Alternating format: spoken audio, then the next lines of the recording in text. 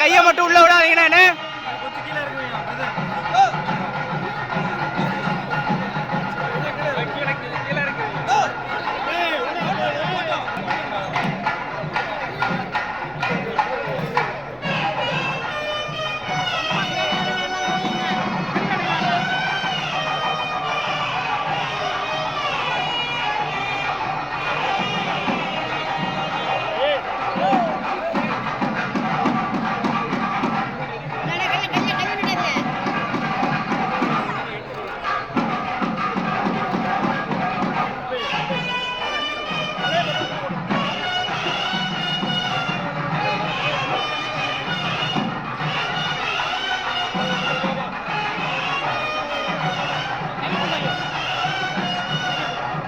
கல்யாணம் எடுக்கணும் நானு.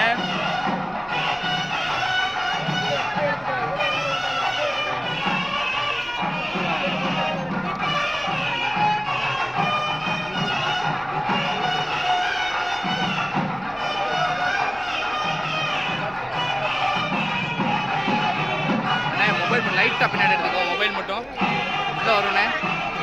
அண்ணே நான் கல்யாணம் எடுக்கணுண்ணே. உள்ள இந்த கேட்பாங்க. நான் வெட்டிங் எடுக்கணும். இங்கே கேட்பாங்களா எனக்கு வெட்டிங்கில்?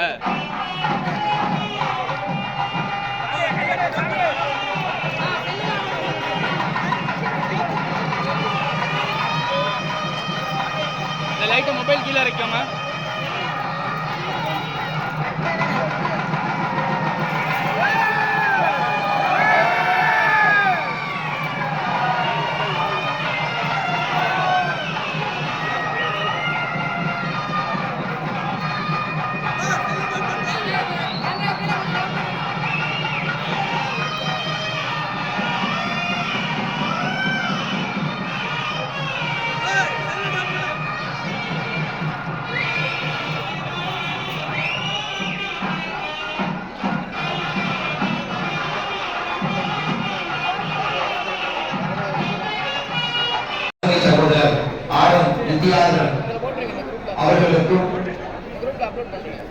தெய்வத்து ஐயா சங்கர் அவர்கள், அம்மா ராஜேஸ்வரி அவருடைய புதல்வி அருமை சகோதரி கீர்த்திஸ்ரீ அவர்களுக்கும் இந்த அற்புதமான நேரத்தில் ஆண்டவன் சாட்சியாக இரண்டு மனமும் கூட ஒரு மனமாக கிடைத்திருக்கிறது.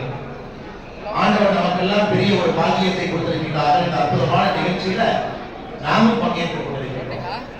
என்னோட பாரதிய ஜனதா கட்சியை சார்ந்த எல்லா அன்பு தலைவர் வந்திருக்கிறார்கள். கருப்பு பொருளாளர் அவர்கள், அருமையர் பொருள் பாலகணபதி அவர்கள், அருமையர் முரளிதரன் அவர்கள், ஐயா சுப்பராஜராஜன் ஐயா அவர்கள், அண்ணன் ஜிபிஎஸ் நாகேந்திரன் அவர்கள், அண்ணன் டிஎம்டி கதிரவன் அவர்கள், அருமை சகோதரர் உத்தராமன் அவர்கள், ஐயா அப்ப சூப்பர் ஐயா அப்ப இருக்கக்கூடிய எல்லா நம்முடைய மூத்த தலைவர்கள், அவர்களோட இளைய தலைமுறை எல்லோரும் என்னோட இருக்கிறார். நாம் எல்லாம் ஒரே நேரத்தில் ஒரு குடும்பமாக வந்திருக்கின்றோம்.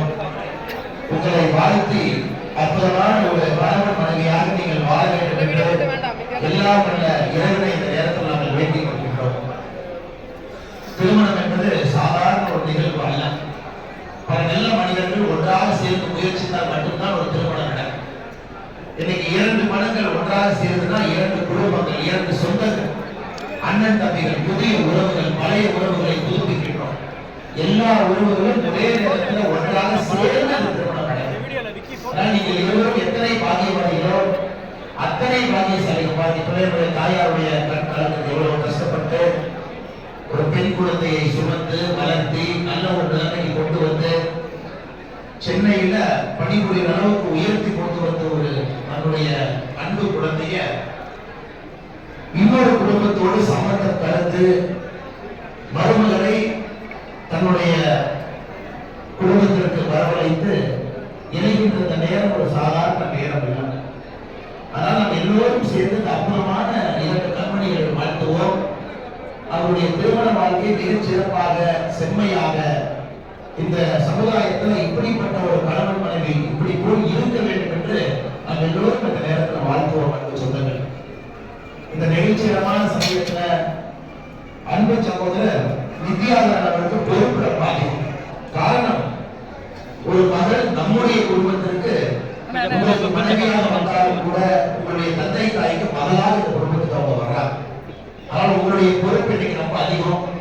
இன்னைக்கு அவருடைய கண்ணிலிருந்து வரக்கூடிய கண்ணீர் தான் கடைசியாக வரக்கூடிய கண்ணீராக இந்த மனக்கண்டையில் இருக்கணும். எத்தனை நெருங்க சுருள்கள் எல்லாம் இருந்தாலும் கூட எல்லாத்தையும் சமாளிச்சு அருமை சகோதரி கீர்த்திஸ்ரீ அவர்கள் கடினமான ஒரு பாதை, அவருடைய தந்தையார் தெய்வஸ்ரீ ஐயா சங்கர் அவர்கள் இருந்தாலும் கூட அவருடைய அன்பு, அரவணைப்பு, ஆதரவு மேலே இருந்து ஆண்டவன் சாட்சியாக இந்த குழந்தைக்கு இருக்கு.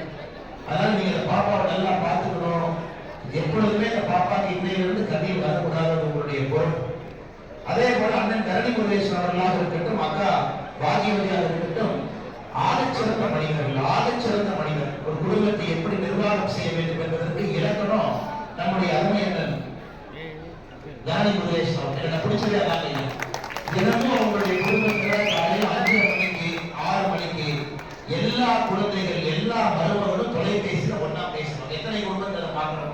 இந்த குடும்பத்துல தினமும் காலையில எங்க இருந்தாலும் குழந்தை, எங்க இருந்தாலும் மருமகன், எங்க இருந்தாலும் மகன், அவங்க உலகத்துல எந்த மூலையில இருந்தாலும் காலையில தொலைபேசியில கான்பரன்ஸ் காலில் எல்லோரும் பேசி எல்லாம் நல்லா இருக்கீங்களான்னு பேசிட்டு தான் அந்த நாளை ஆரம்பிக்கணும். அப்படிப்பட்ட ஒரு மனிதன் அண்ணன் தானே பிரதேசம். அந்த குடும்பத்துக்கு பாப்பா நீட்டு செய்வாங்க. மிக அற்புதமாக ஒரு மகளாக பார்த்துக் கொள்ளக்கூடிய ஒரு அற்புதமான சூழல் இருக்கக்கூடிய அண்ணன் தரணி முருகேசன் அவர்களுக்கும் பொறுப்பு அதிகமாகும். ஒரு தந்தையாக இருந்து பார்த்துக்குவாங்க. நிச்சயமாக அது நடக்கும். எங்களுக்கு ஒரு பெரிய இரண்டு விஷயங்களை மட்டும் ஒன்று சொல்ல விரும்புகிறோம். இன்னைக்கு நம்ம சுவாமி சாட்சியாக நடக்கக்கூடிய திருமணம், நாங்க தீர்க்க சுமங்கலி உங்களுக்கு சொல்றோம். தீர்க்க சுமங்கலி திருமணம் என்பது மணமகனுக்கு 60 வயது ஆகும்போது மறுபடியும் ஒரு திருமணம் நாம் செய்வோம். 70 வயது மறுபடியும் செய்வோம், 80 வயது மறுபடியும் செய்வோம், 90 வயது மறுபடியும் செய்வோம். 96வது வயதில் நடக்கக்கூடிய திருமணம் தீர்க்க சுமங்கலி திருமணம். அப்படிப்பட்ட நீண்ட அகவை உங்களுக்கு கிடைக்கணும், நீண்ட ஒரு தம்பதிய பாக்கியம் உங்களுக்கு கிடைக்கணும். தீர்க்க சுமங்கலி அப்பொழுது நீங்க இருக்கு. அதே போல மகனை பொறுத்தவரை எல்லா விதமான செல்வங்களையும் நீங்க தேடி சேர்க்கணும். குழந்தை செல்வத்திலிருந்து, பொருள் செல்வத்திலிருந்து எல்லா செல்வத்தை நோக்கி நீங்க போகணும். கடினமான பாதை எது? எல்லா செல்வங்களும் உங்களுக்கு வந்து சேரணும். சகோதரி தீர்க்க சுமங்கலியா இருக்கணும்.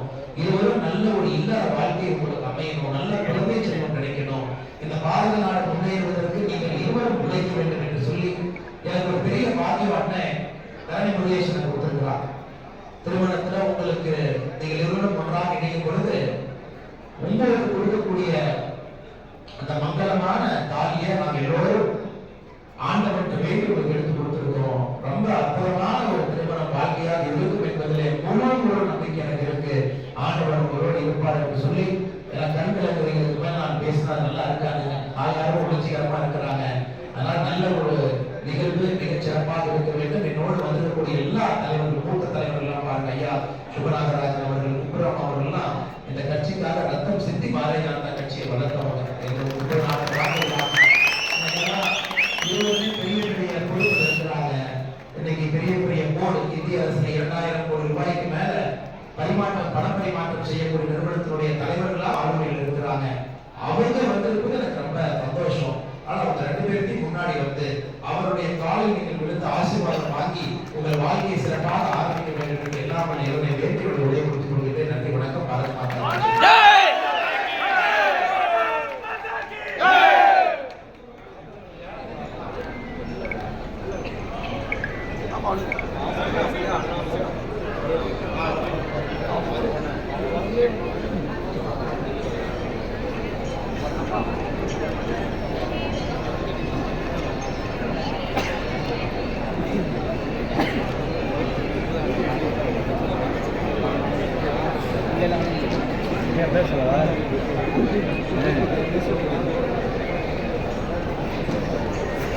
என்னண்ணே